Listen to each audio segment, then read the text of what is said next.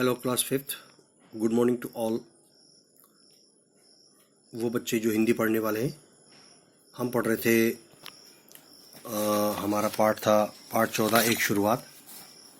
भाग एक आपको पढ़ाया। अब आता है पाठ 14 एक शुरुआत, इसी पाठ के भाग 2 यहाँ से है और थोड़ा सा इसका पेज नंबर 103 पर रह गया था, वो हम शुरू करते हैं यहाँ से। इधर से था, ये देखो, ठीक है, इधर से। उसमें से कुछ बच्चों की स्थिति ईश्वर जैसी ही थी, ईश्वर की तरह और बच्चे भी थे। अच्छा, कई बच्चों के माता पिता उनसे ऐसा काम करवा रहे थे। कुछ बच्चों को ऐसा करने के लिए मजबूर भी किया गया था। इसमें कुछ बच्चे ऐसे भी थे जो किसी गिरोह के, किसी ग्रुप के दबाव में आकर काम कर रहे थे। कुल मिलाकर ये सारे बच्चे बहुत ही मुश्किल और बहुत ही संकट स्थिति में थे। उन सभी की बातें सुन रोहन का मन बोझिल हो गया, बहुत परेशान हो गया। रोहन बहुत ही बेचैन हो उठा। राह चलते हुए उसने दादाजी से पूछा, दादाजी दादाजी, क्या हमारे देश के सभी क्षेत्रों में ऐसे ही बच्चे होते हैं? अब देखो, हाँ बिल्कुल, और केवल भारत में ही नहीं बल्कि पूरे विश्व में इस तरह के बच्चे होते हैं। ऐसे बच्चों को बाल श्रमिक कहा जाता है, चाइल्ड लेबर जिसे कहते हैं।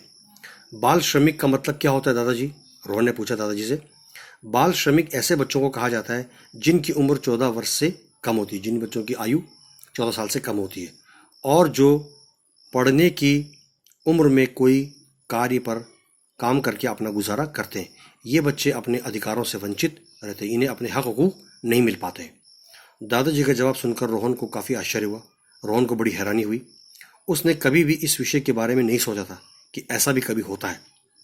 उसने दादाजी से इस संबंध में और भी कई प्रश्न पूछे। दादाजी ने उसे सवाल के जवाब बताना शुरू कर दिया। अब देखो आगे पेज नंबर 104 पर। इधर आ जाओ, थोड़ा सा ज़ेरॉक्स नहीं हो पाया है तो फिर भी हम पढ़ाने की कोशिश आपको करेंगे। दुनिया भर में तकरीबन 11 करोड़ से ज़्यादा बच्चे बाल श्रमिक हैं। भारत में ऐसे बच्चों की संख्या सबसे अधिक है। अच्छा, बड़े चीज़ों से लेकर छोटे चीज़ों तक निर्माण में उन्हें काम में लगाया जाता है। भारत में भी ऐसी स्थिति बहुत अच्छी नहीं है।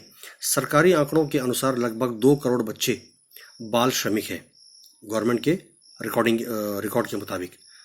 अनुमान यह है कि ऐसे बच्चों की संख्या 6 करोड़ से भी ज़्यादा है। यदि स्कूल नहीं जाने वाले बच्चों के हिसाब में देखा जाए तो ये संख्या तकरीबन लगभग 10 करोड़ के से ऊपर हो जाती है। ऐसे बच्चों से जबरन मजदूरी करवाई जाती है।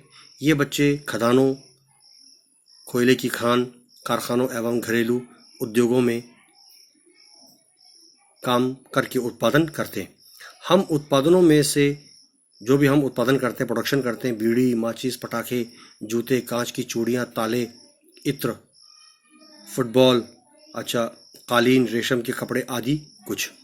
इनके अतिरिक्त भी बच्चे कई तरह के काम करते हैं। भारत में हर 8 मिनट में एक बच्चा गुम हो जाता है। तकरीबन हर 8 मिनट के अंदर भारत में एक बच्चा गायब हो जाता है। उनमें से आधे बच्चे नहीं मिल पाते हैं। अच्छा, कुछ चुराने वाले गिरोह होते हैं, वो चोरी करके ले जाते हैं बच्चों को। इस तरह से बच्चों से तरह तरह के काम करवाए जाते हैं।